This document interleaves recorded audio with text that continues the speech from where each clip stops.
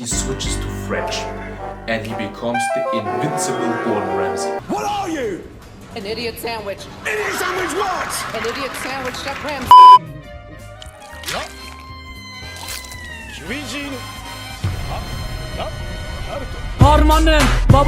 So much later that the old narrator got tired of waiting and Man, Oda is trolling us from left to right. Now he's releasing the new SBS for volume 101, and what is he saying? He says Ushimaru is not Zoro's father, but maybe they are in some way related to each other. What? You serious? This week's chapter was just a Sanji chapter, straight on, from beginning to end, and it was a pure fighting chapter. That's why it felt so extremely short. So One Piece chapter 1034 is out and it was short. It was very short. So this week's chapter of One Piece is called Sanji vs. Queen. And the moment I read this, I thought, okay, on the last page of this chapter we get maybe 2 panels of Sanji and Queen fighting, because every time a chapter in One Piece is called this versus this, then it always is like we get 1 or 2 panels and it's over, that's it. But this time Eiichiro Oda is delivering it and he is expanding on the fights from every character, and especially from Luffy, from Zoro and from Sanji. And the great thing about this is the fights do not look like they're gonna end within the next 2 chapters. I think they will still go on a bit more, because these are the most important fights for the Straw Hats yet. They need to prove and go all out and prove everything they have in Wano Kuni right now. And that's why it's so extremely good to have these fights and these expanded chapters, and where Eiichiro Oda is taking his time and showing us, hey, the battle is not finished yet. These guys are the strongest opponents they have faced yet, and one of the strongest they will ever face in their entire fighting career and pirate career, so it just makes sense. So props to you, Oda, thanks for expanding and not rushing this. I know you said you're gonna rush everything to finish One Piece fast, but you're still not doing it. You're taking your time at least and showing us more fights. Also, did anyone notice we didn't get to see Luffy for 4 chapters now? This is extremely rare, where Oda is not showing us the main OG of his story. So either he saves a cool epic last line for Luffy in the final chapter of this year, which will be 1035 officially, or he's doing something else, but he has to show Luffy to us in the last final chapter of the year, because it would be weird if he didn't show us Luffy at all and finished 2021 with a chapter where he isn't even seen for 1 panel. So kind of noticed that it's been like 4 chapters in a row now we didn't see them. We didn't see Luffy and Kaido. So we get a cool cover page request. This time it's Usopp and he is winning for little mink kids infinite juice, or a lifetime supply of juice, and they begged him, it looks like, on the cover page, hey, we want to have this juice, you're the best shooters we have around here. No brainer, he is Yasop's kid, of course he's gonna be better than his father one day, so he shoots that thing in his sleep. And you can see 2 angry adult minks, and they're kind of looking also shocked. The first 2 pages of this chapter just sum up what's happening currently at the pleasure hall from the left skull dome, where Sanji and Queen are currently. And we can see the geishas, and one of the geishas is called Ozome. She is that girl which Sanji thought he beat up, but that's not the case, now we know better. In this case they are afraid because left and right everything is exploding due to the fact that Queen and Sanji are fighting and they're all going all out. And then there's this needed plot with the geisha Ozome, which is also Queen's favorite geisha after Komurasaki, and she has a little mouse. And she's afraid and worried where her pet mouse is. And I'm like, what? Why is a mouse relevant now? Well, it needs to progress the story in a kind of way, so Oda put that in. Then we go outside, we see Momonosuke now getting a hang of his power even more, and now he's grabbing onto the flames that Kaido created to float Onigashima and transporting it mid-air. And Momonosuke is now trying to stop with the use of Kaido's clouds, and he wants to stop or redirect Onigashima. Should dig a moat. We should take Bikini Bottom and push it somewhere else. That idea may just be crazy enough to get us all killed! So it does not fall down to the Flower Capital, because he needs to stop it, he needs to do that because he has now more matured, he has now more confidence with his own powers, and he's thinking about the people, and that he cannot let the island fall down on them, because that would be the worst case scenario. And I'm getting the feeling like Oda is trying to tell us, hey, you see, Momonosuke is getting ahead of what he's capable of, what he's doing, and now he can grab the clouds of Kaido and transport Onigashima somewhere else. Stop it from falling down to Flower Capital. But maybe this is a trap by Oda, because he loves to play little mind games with us, and then he does a plot twist, and he gives an entire plot twist to everything he does. So what is he doing? He is telling us, oh, everything will be fine, Momonosuke knows how to do this now with the island and what to do with the island. But what if Kaido at the last second decides to rush it and gives a full force with his own clouds, and Onigashima is landing like a meteor on the Flower Capital? Maybe this could happen. And the people downstairs on the Flower Capital are still partying, and they still are not aware that not so far away in the sky there's a huge island coming to them. But yeah, of course, they're not allowed to see that, so the Act 3 ending can be more dramatic. Yeah, I'm still on this Act 3 shit. I still believe there will be an Act 3 ending, but whatever, that's just me and some other guys.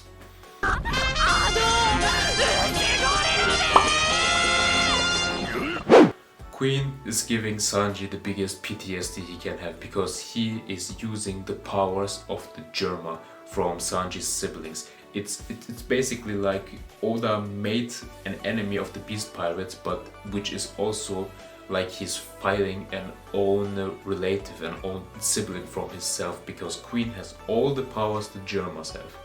And it's like, okay, you cyborg maniac, you prove that you can do all of this kind of shit, but now you're overdoing it, now you're showing off.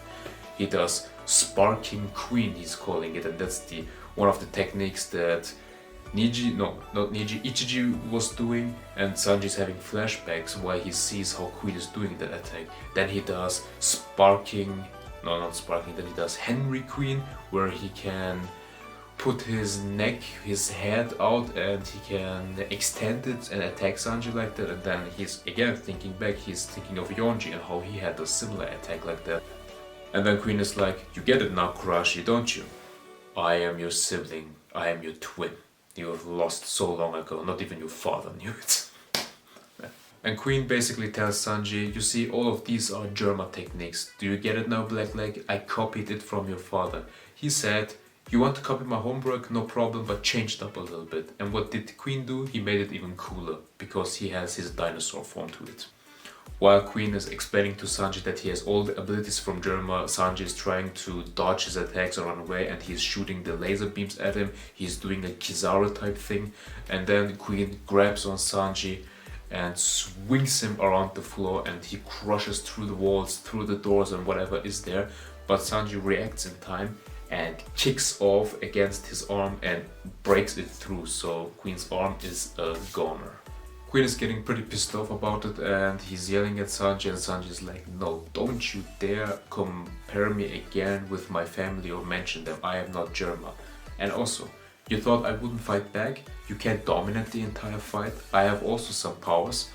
And the best thing about the fights against the calamities currently are, Queen, King, they look like they're so much stronger than Sanji and Zoro, but at the same time Oda made it in such a smart way where we know that they still have a chance to beat them because of their new powers and their upgrades and what else there is.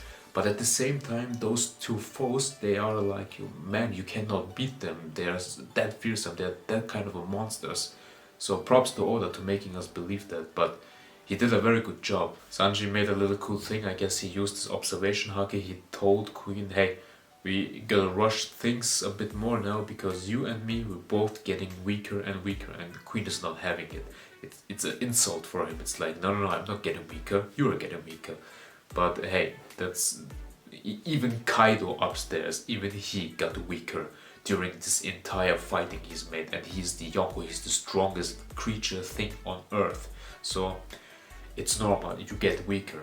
Doesn't mean you're gonna pass out, because we have dudes like Aokiji and Akaido who fought for 10 days straight, so I bet they have enough stamina left to fight a longer. But it's like, who's gonna do the final strike? Who's gonna fall down? Who's not? And in this case, Sanji is still looking very good because of his new abilities. If you compare it to his older fights in other arcs, this one is his toughest fight he's had yet, but he still looks very good for his toughest fight ever. And practically this is his very first serious New World fight. And it's against the second strongest Beast Pirate member next to Kaido and King. It's like, props. So Queen is pulling a Frieza and he's like, hey, this isn't even my final form. And what does happen? That bastard gets invisible. So he even stole and recreated the ability of Stealth Black, and Sanji gives us the Zoro face from last week's chapter. And he's like, the fuck? But Queen at this time is such a meme. Sanji is like, oh cool, you have a lot more tricks up your sleeves than I thought. And what does Sanji do? He speed blitzes. He is so fast he vanishes, and Queen does his meme face and he's like, oh my god, you vanished. Are you that fast or what's going on here? And he is thinking to himself, hey, you gotta run out of stamina. So what is this stupid thing you're doing? And it's like, Queen, Sanji is based on speed. Don't underestimate him, because you're gonna get your ass kicked. What I loved about the fact is Queen says Sanji is faster than the eye can see, and he isn't even wearing his raid suit. And this is basically Oda saying, hey guys, I know we have now Yamato joining the crew, and she is the daughter of the strongest creature in the world of Kaido, and she has Conqueror's Haki and can use Advanced Conqueror's Haki. Luffy can now use Advanced Conqueror's Haki. Zoro in the last chapter now accepted that he has Haki and that he can use Advanced Conqueror's Haki. And now Oda is like, shit, there are Sanji fans left. And he got a call from Gordon Ramsay and he was like, where's my Conqueror's Haki, bitch? No, he did not say that. He said, where's the lamb sauce? So what did Oda do? He was like, okay, what can I give Sanji so he can be equal or near to the other three, and which can be said, hey, you guys have Conqueror's Haki and Advanced Conqueror's Haki, but I have all of these other abilities. And that's why Eiichiro Oda gave Sanji so many other upgrades. And he was like, yeah, there you go, Sanji has all of these things which those three don't have. Because the balance in the crew from the strongest commanders of Luffy's crew would be ridiculous. It would be like Zoro and Yamato are here, then Sanji is here, and Jinbe is somewhere here.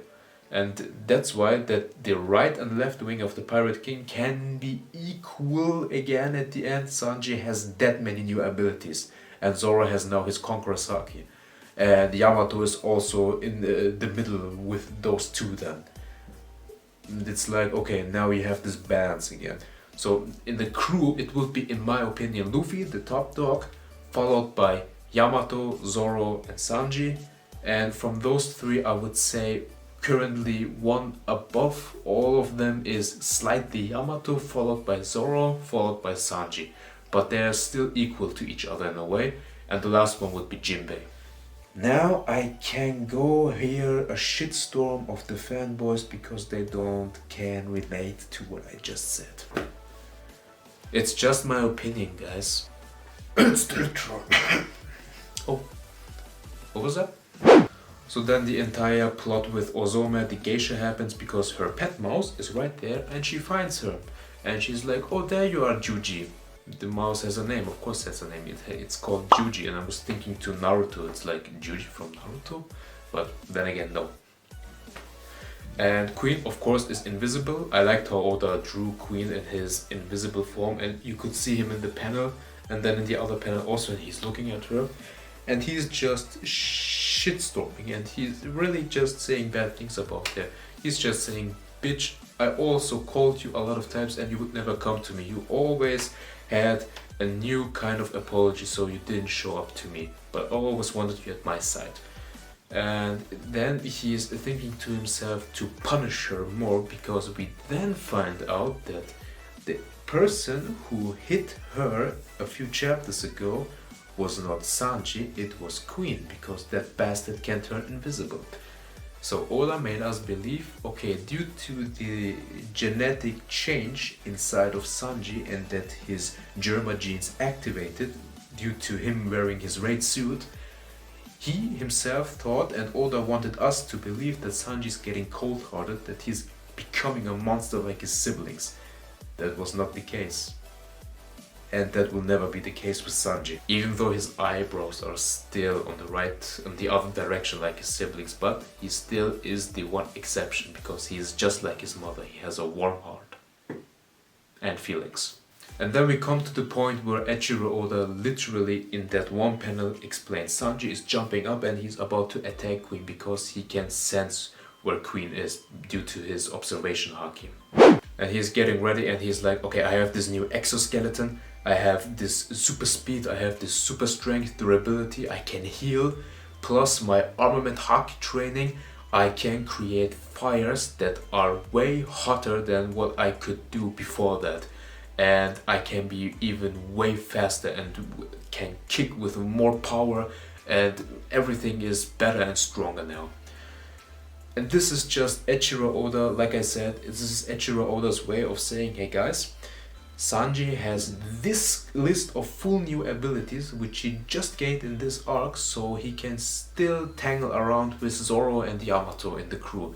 So he's not below them, he's just calming down the fan base, because he is also aware that there are Zoro tarts and there are Sanji tarts. And unfortunately you can't explain these kids that you can like both characters. So it's tough, and therefore Oda was like, okay, those three have advanced Conqueror's haki and Sanji has no these all abilities, and he has a speed where he's faster than the eye can see. And then Sanji's that high and he's coming down and he does not DIABLE JAMBE, he does Ifrita JAMBE. And also maybe a quick extra info for you guys out there. Ifrit is from the Quran and it is from Islam. Oda took inspiration from there because as a Muslim I recognized that name. And Ifrit was a demon back in the day where the Prophet Solomon was living, and this demon brought a throne to the Prophet Solomon in an instant, which was something so fast that he blinked and the throne was there in an instant. So basically Oda is telling with this, hey look, Sanji has now such a speed where you can't see him, his new kicks, his new abilities are beyond that. So I like how Eiichiro Oda always takes inspiration and things from real life. He takes it from other religions, from other cultures, he mixes everything into one piece, and DIABLE JAMBE was his first step, and now he has Ifrit JAMBE, which is the step beyond that. And yeah, it is connected to Islam and it's from the Quran. So you can Google it. It's pretty cool that Oda included that.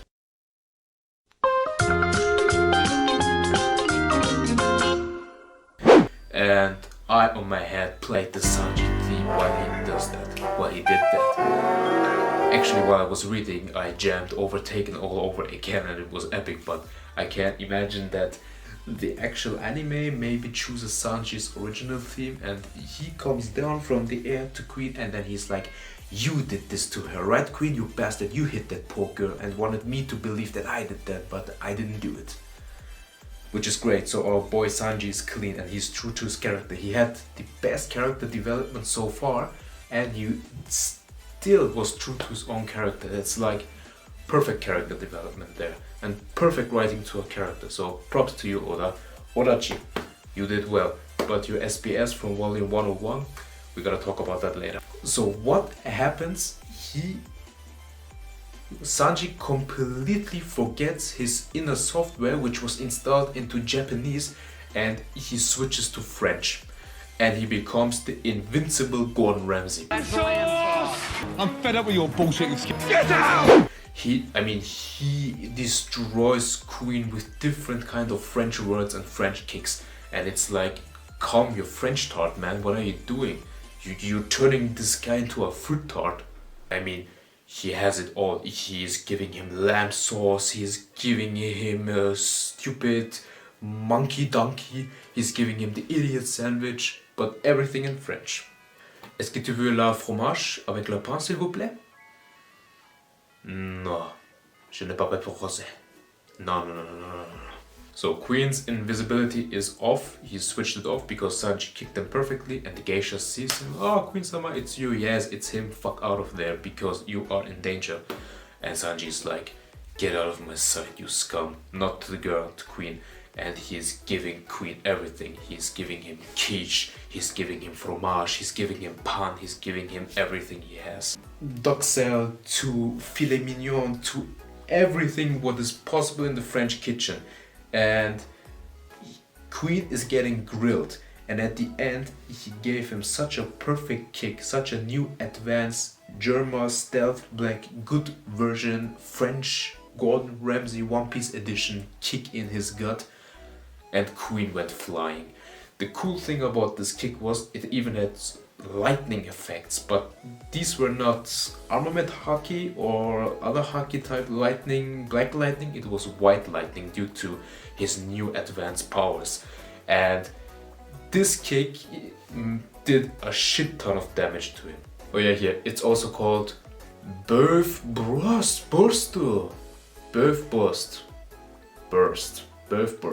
Okay. Yeah, and he has his flame, he has the white lightning, and he has everything around it. And Queen, that fat fool, is flying with his hybrid form. And now you gotta imagine, what the hell, how strong is Sanji if he would put on his raid suit? Then he would be way stronger than all of his siblings combined, because he has one advantage. He also has not advanced, but armament haki, and his armament haki is good compared to his siblings. And I don't know even if they haki. I think they just rely on their tech and nothing else.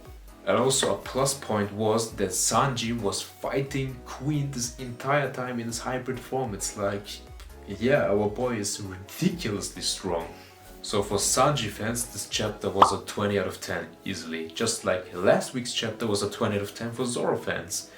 And actually, once in I don't know how many times, the chapter is called Sanji vs Queen, so this versus this chapter title, and Eiichiro Oda delivered perfectly. I think we're gonna get 2 or 3 more chapters maybe from fights from Zoro and Sanji each. Would be nice, and after that their fight's gonna end.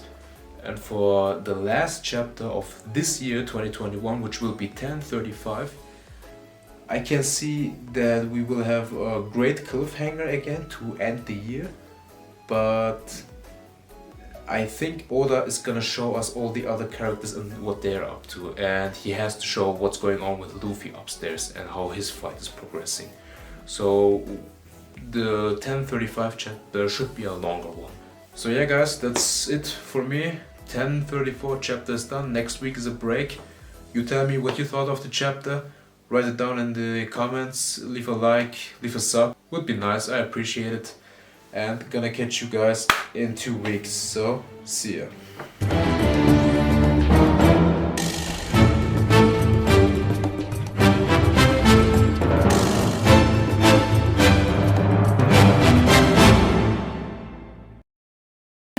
sokma beni, sikerim beni.